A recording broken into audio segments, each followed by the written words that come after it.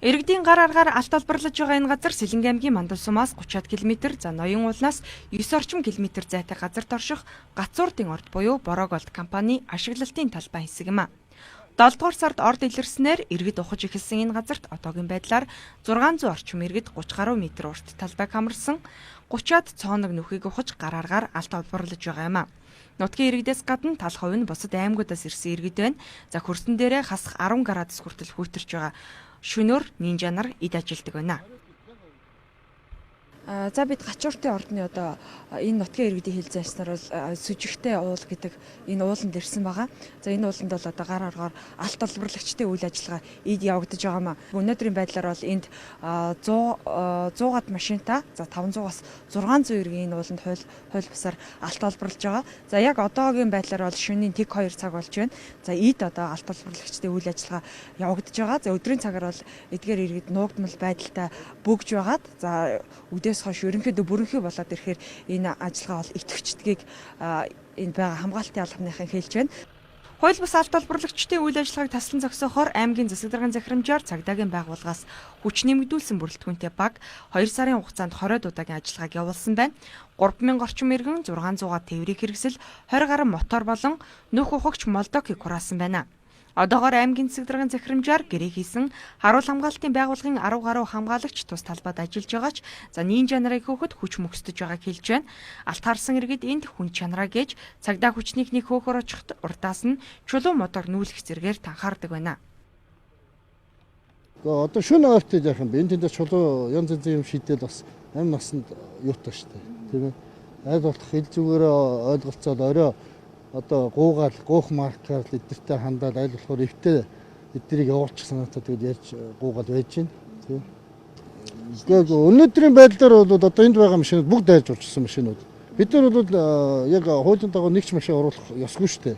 Тэгээд тэнд одоо нэгдүгээр постыг торын дайраад орох жишээтэй. Хөөгөөд тэр пост хүртэл хөөгөөд буцаад араас үрдэж байгаа байхгүй. Тэгээд энэ чинь нөгөө амбул зүйтэй болохоор буцаа наашаа энд их шаардлагатай тэнд байнга зогсоодож чадахгүй хөөхөр зүхтаад гарчихна. Тэгээд энд ирээд энд их ажлыг зохицуулж явах хооронд араас дахиад ороод ирж байгаа байхгүй. Борооголд компани энэ талбайд хайгуул хийж байхдаа уул ороосон олон зам тавьсан нь иргэд энэ бүсэд машинаар чөлөөтэй нэвтрэх боломжийг олгож байгааг хэлж байна.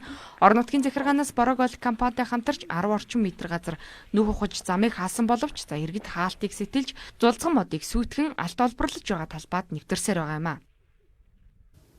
Мэдээж бол энэ олборсон талбай хууль бус одоо дээр нь ч ямар төлөвлөгөө зохион байгуулалт байхгүй юм чинь хаягд болж үлдэлтэн л дээ.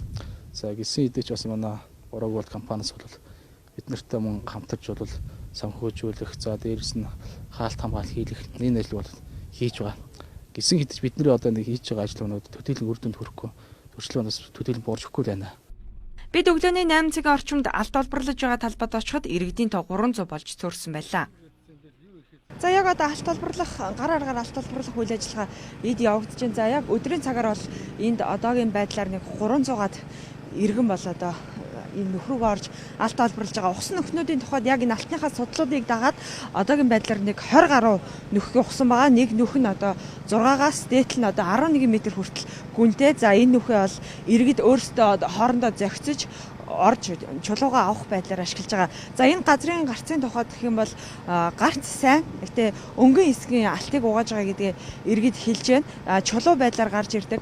Уламжлалт байдлаар угаах биш за чулууг бутлах аргаар одоо энэ алтыг гаргаж авдаг гэдгээ иргэд хэлж байгаа. За харин иргэд хэлэхдээ бид илүү харж шуналсан да энд газар ухаагүй. За хөдөлмөр үнгүүтсэн өнөөдрийн нийгэмд ар гэрээ тижээж хүн шиг амьдрах хүүхдийн сургалтын төлбөрийг хийх гэсэн зорилготойгоор энд ирсэн гэдгээ хэлж байна. Энэ хэсэгт 17-оос 60 насны эрчүүд олонх нь байсан бол за 20 орчим хувь нь мөн насны эмэгтэйчүүд байсан юм а. Энэ уул нь өөрөө хадархаг учраас за нурах эрсдэл багтаа за нинжа нар эндээс авсан чулуугаа шуудаалж төв рүү оруулан бутлуулж алтыг гаргаж авдгаа ярьж байна. Өдөртөө хөвгдөөл буцаж ирээл тэгээд юм яагаад ажиллаж. Ер нь гарч байгаа газар байхгүй ш 2-3 нөхөл гайгүй гарч ирээд дуулах юм байл тийм. Дандаа усад ухаад байж байна. Гол ард түмэнд өгөөд ингээд бас хэсэг газарсан ажлууд зүгээр санагдчих. Дандаа ажил босод байгаа юм чинь тийм ээ. Тэгээд ээж дараа ороод ингээд авчил байна. За хэрүүл зодоон гарсан юм байхгүй 20-30 м газар шүү дээ. Нинжа нар ороод ноёудыг бүслээд юучгүй хийлээ мэлээ телевизээр шал худлаа тийм юу гэдэг. Ноён харгаж бүр тэр байна. Би энд одоо 3-4 амьдэр чинь түгэл. Тийг ажил байхгүй. Юу хийх юм бэ? Ингээд байгалийнхаа ямыг л авч худлаа хийж дээр юм хийлтэй нь биш. Хүүхэн шуухад ажил хийнэ. Цалин мөнгө тавьж өгөхгүй шүү дээ. Одоо тэгэхээр зэрэг одоо ийм л юм хийж амьдрахаас өөр зам алга. Би 2 хүүхэдтэй явж байгаа. Гэцүү энэ хөөж ин монтад нь чинь бас амьдрахын төлөө буцаад явах замын зардал нөгөө олсон мөнгө цаасаа болохын төлөө явж байгаа шүү дээ. Тэгээд мод хадаа нуугдаад хонжинжээ даарч өрөөл хэцүү л байна шүү дээ. Наа доосоо тэгээд янз бүр л байна шүү дээ. Энэ одоо нэг 6-7 м.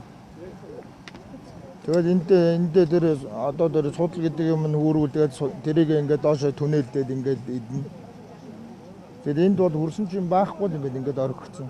Одоо тэгээд энэ нүхний чинь шороог эндүү авч энийг чинь буудаад ингээд бид нар чинь бас зохимжоор булаад яваад байгаа шүү буцаагаад.